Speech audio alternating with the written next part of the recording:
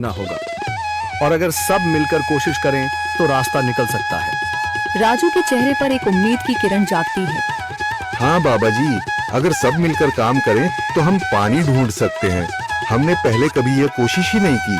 लेकिन इतनी कठिन जमीन में नया कुआं खोदना आसान नहीं। मुश्किल जरूर है, नामुमकिन नहीं। अगर हम मिलकर काम करें तो ये हो सकता है। राजू खड़ा हो जाता है। उसकी आंखों में एक नई रोशनी है।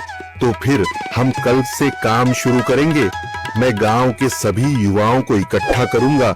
हम मिलकर नया कुआं खोदेंगे। यह कहते हुए वह शामू के साथ गांव के दूसरे युवाओं को बुलाने के लिए निकल पड़ता है। कहीं दूर से गरज की हल्की सी आवाज आती है, जैसे आकाश ने उनकी उम्मीदों की गवाही दे दी हो।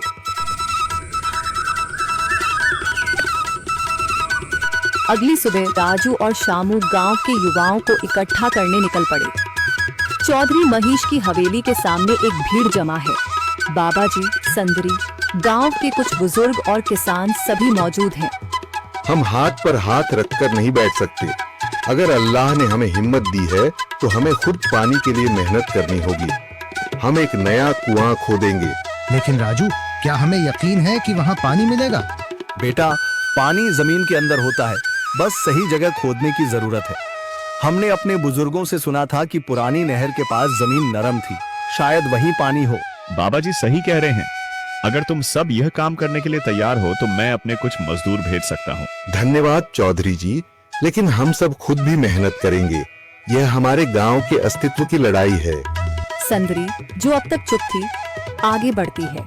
हम औरतें भी पीछे नहीं रहेंगी। हम पानी लाने की व्यवस्था करेंगी, खाना बनाएंगी, ताकि तुम सब आराम से काम कर सको। यही हिम्मत चाहिए थी संदर। पूरा गांव एक नई उम्मीद के साथ कुआं खोदने की तैयारी में जुट जाता है। दूसरी ओर कुआं खोदने का काम शुरू हो चुका है। राजू, शामू और दूसरे युवा बेलचे चलाने लगते हैं। मिट्टी बाहर निकाली जाने लगती है। तेज गर्मी के बावजूद सब पूरी हिम्मत के साथ जुटे हुए हैं। दोपहर की तेज धूप जमीन आग की तरह तप रही है। गांव के लोग लगातार कुआं खोदने में जुटे हैं। हाथ छिलने लगे हैं, माथे से पसीना बह रहा है, मगर किसी ने हार नहीं मानी। महिलाएं पानी और सत्तू लेकर आती हैं ताकि पुरुषों को कुछ राहत मिले। हमें और गहराई तक जाना होगा। अब तक सिर्फ सूखी मिट्टी और पत्थर ही निकल रहे हैं। राजू, यह बहुत कठिन काम है। अगर हमें पानी न मिला। अल्लाह मेहनत करने वालों को कभी निराश नहीं करता बेटा। तुम सब अपनी कोशिश जारी रखो, पानी जरूर निकलेगा। हिम्मत मत हारो। अगर अब रुक गए तो फिर कभी पानी नहीं मिलेगा। सभी फिर से जोश में आकर काम में जुट जाते हैं, मगर सूरज की तपिश बढ़ती जा रही है और कई लोगों की सांसें तेज चलने लगती हैं। तभी एक तरफ से रामलाल और उसके आदमी हंसते हुए आते हैं। अरे भाई, तुम्हें लगता है कि जमीन तुम पर रहम करेगी? हाँ हाँ, ना समझ लोग, ये सब बेकार की मेहनत है। रामलाल, हमारा हौसला मत तोड़ो।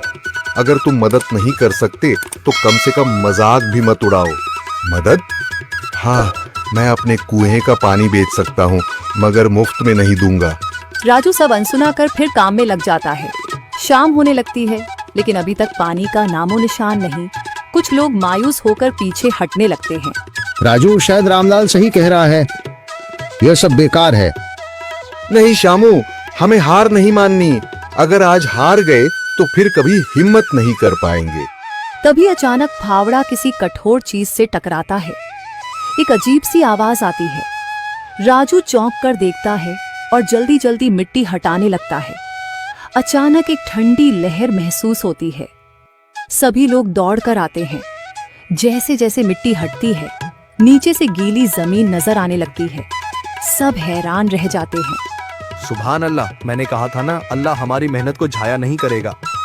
राजू और बाकी सभी जोर लगाते हैं। कुछ ही पलों बाद अचानक मिट्टी के नीचे से पानी की एक छोटी सी धारा फूट पड़ती है।